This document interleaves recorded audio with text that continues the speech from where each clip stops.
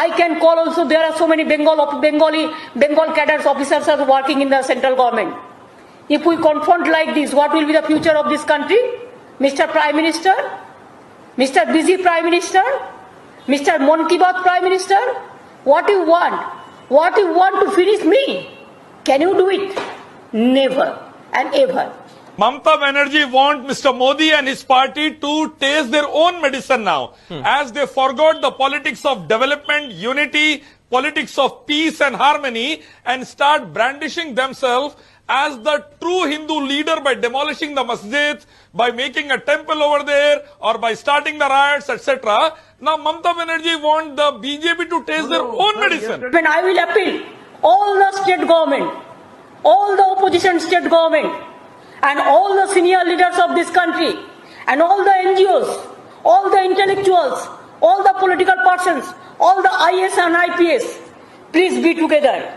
And state service officer also, please be together and fight the battle. It is not only the battle of Alapan Bandyopadhyay. This battle is for all the bureaucracy, all the bureaucrats. Mamata Banerjee is a very cunning politician. She's a cunning politician. She knows where to hit, at what time, to whom.